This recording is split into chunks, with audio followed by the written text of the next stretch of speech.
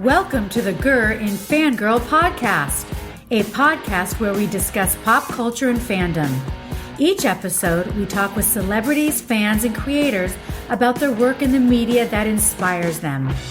Now here's your host, the creator of the Squee project, filmmaker, fangirl, and feminist, Hansi Oppenheimer. Hey, welcome back to the Gur in Fangirl podcast. We were on a hiatus while I was working on my Joe Lansdale documentary, All Hail the Popcorn King, but now we're back, and we're talking with Joe's niece, Pamela Lansdale Dunklin. Pamela was a homicide detective. She and her partner, Joe Rasco, were recently featured on ID Channel's Lone Star Justice, which featured in-depth interviews and detailed recreations of some of their most memorable cases. If you enjoy true crime, it's a really great series, and you should check it out. So how does it benefit you? So it's ID Channel, right? And it's Lone Star Justice, right? Yes. Mm-hmm. And are you're talking about homicide cases that you've actually worked on? Yeah, we are talking about homicide cases that I worked on with my partner Joe Rasco, or that we participated in with like Tyler PD, which the Smith County, Tyler is in Smith County, so we have Tyler Police Department, then we have the Sheriff's Department, and the Sheriff's Department where Joe Rasco, my partner, and I worked. So most of them are cases from our department. There's one in there that was more Tyler PD than Smith County, but we worked together obviously when we needed to, and so I think that's the last episode where we were working with Tyler PD. But yes, so these are homicides that over the years that Joe and I worked in. Joe and I started our law enforcement career older than most. I think I told you before, Joe was a retired Air Force pilot, and I was 35, I think, when I started working with the department. And so that, most people that start their career in law enforcement are, like 21, 22. So, and then of course Joe was in his 50s. So we made an interesting team. But I think that's probably, I think most, police should be older. I think, you have to have some sort of life experience to, mm-hmm. to be able to either handle that and also to be more compassionate. That I don't think is always there for when you're 20. No, and that's one, I think that's Joe and I talked about that.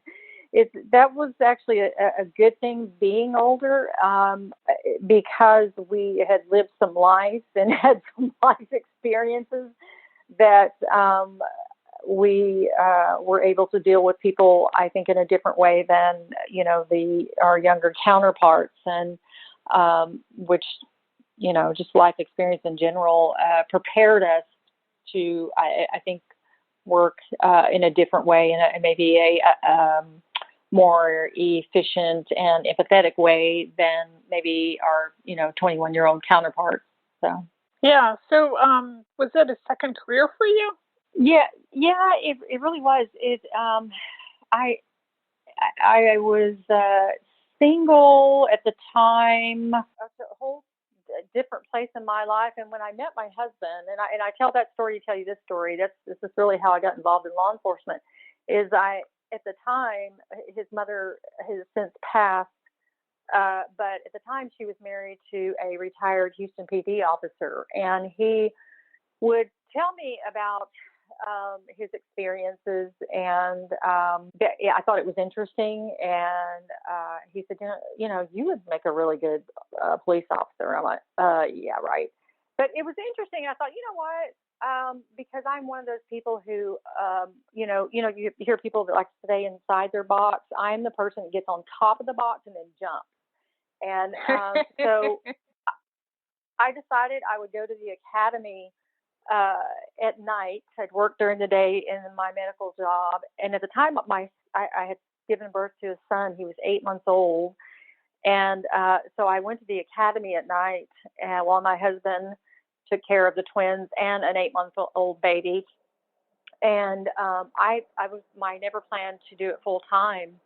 I thought, I'll keep my job in the medical field. I'll reserve for the county, which, you just had to put in, I think it was back then, I don't know, I think it was maybe 8 hours a month. But I was putting in like 30, 35 hours a week after my other job for a while, because what happens, and I don't know about so much in this day and time about young people going into this in law enforcement. It's a whole different ball game than it was even when I started. But you get sucked in because it is it is an adrenaline rush, and I mean, by the way, it's so interesting and fast moving, and I have a little bit of a ADD personality anyway, so it kind of worked out for me in that way that you have to switch modes very quickly. And so I thought, well, I'll just reserve for a little while and just see what it's about. And but I got kind of sucked into it, and before I knew it, I mean, there's no other. It's so hard to explain unless you've done that job. And I'm speaking mainly from years ago, because there's so many different things going on in law enforcement today. But it's there's no other job like it, and it's very hard to describe if you've never done it.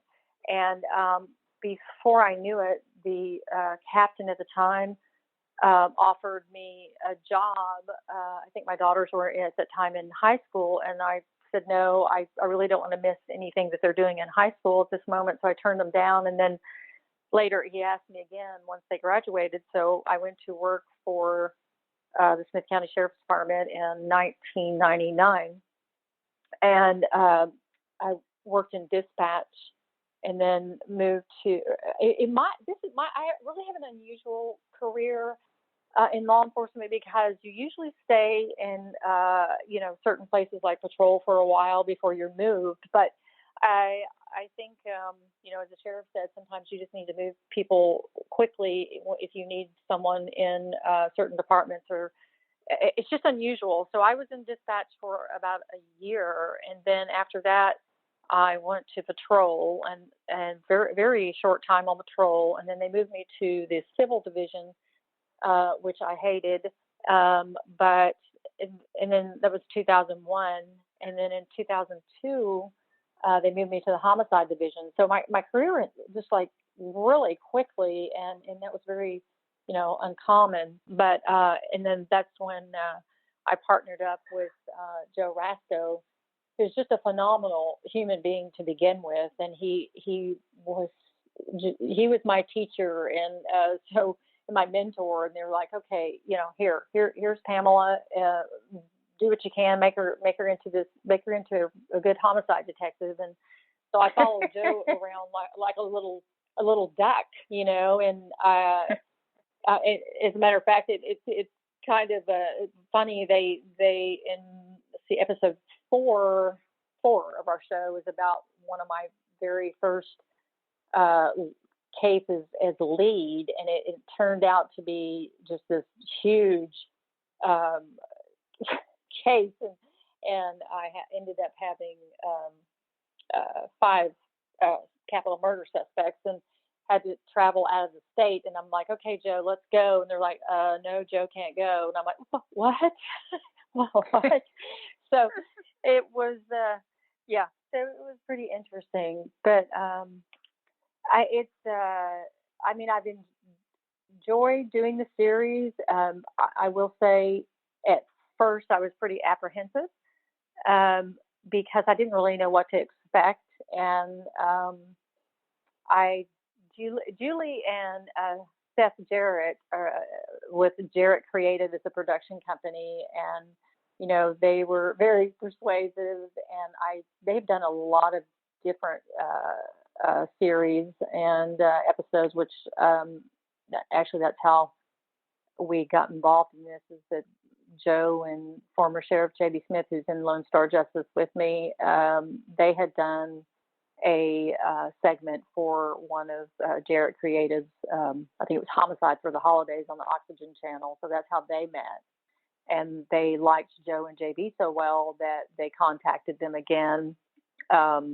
I don't know, a year or two later, and then talked about doing another show. So I talked to my uncle a lot about this uh, series before I decided to do it, and I kind of ran things by him because he's been in the business for a long time, and Joe's input is very important to me, and so he gave me a lot of things to think about, and a couple of things that he encouraged me to get changed in the contract, which Derek Creative was nice enough to do. And so the process for me, I guess, was an easier transition than it was for JB and Joe, because I've been around the business, somewhat. And you kind of knew what to expect. In as far as production, how it's, yes. I didn't know like how they were going to proceed with the like asking of the questions, or I didn't really know that kind of process, like if they were doing, what kind of style we were doing the interviews in. But it's like I said, once I really, after that first filming, that first day on set, after that I was really comfortable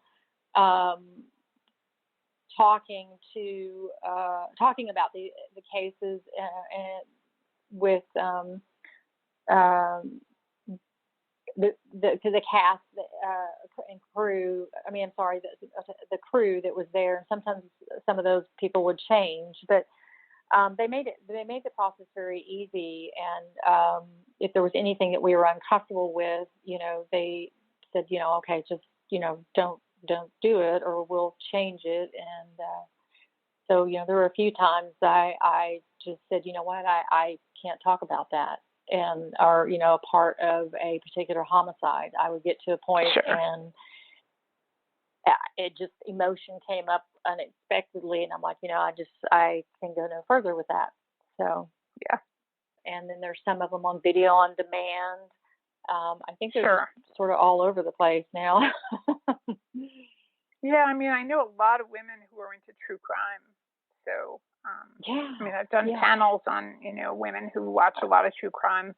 How do you feel about it? Do you watch it, or is it just too close to home?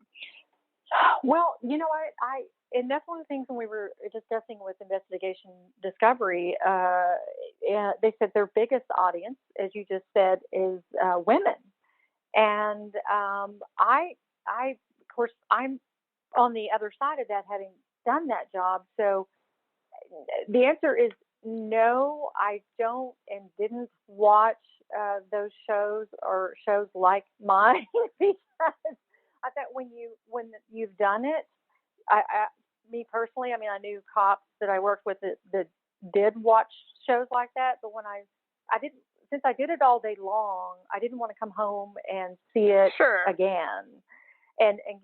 But I will tell you, in preparation for this show, I did start watching them so I could get back into the law enforcement mode, because I had, removed myself from that environment. But it's, oddly enough, I keep getting sucked back into it. So on a regular basis, no, but I was puzzled at why women, and I don't know if it was the two of us at one time talking or someone else, and I asked, why do you watch, I can't remember what woman I was talking to, but I said, why do you watch this, all this? Because they said, oh, I have it going on all the time. And I'm like, why do you watch? And she said, I'm learning what not to do, or signs that, that maybe of violence that maybe I wouldn't have seen or recognized before.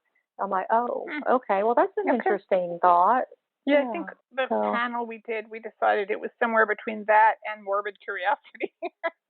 Well, of course. Oh, yeah. There's always a morbid curiosity. It's, it's like, it's like a horror movie, but they're safe in their own home, so they can watch the horror movies and but yet be safe in their own home.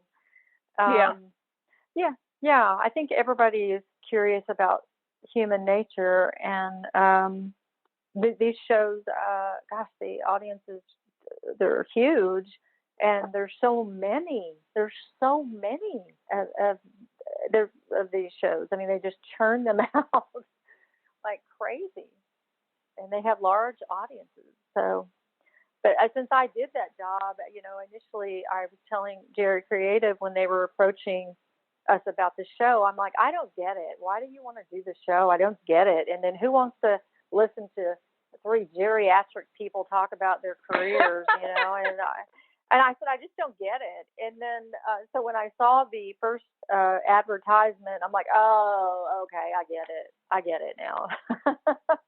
And to see a woman homicide detective too, it's like, we can be the hero. Thanks for joining us this week on the Grr in Fangirl. If you enjoyed our show, be sure to visit our website, www.squeeproject.com, where you can subscribe to the podcast and our YouTube channel for lots more Squee as fuck pop culture content. Hey, it's Hansi. If you'd like to help us make our content more accessible, please consider making a donation to us at GoFundMe or by becoming a patron by clicking the links in our show notes. Our content is independently financed and assisted by generous contributions by fans like yourself. And even if you can't help us financially, we still can't thank you enough for listening and sharing our work. Remember, fans are the greatest resource for any creators, and we think you're awesome.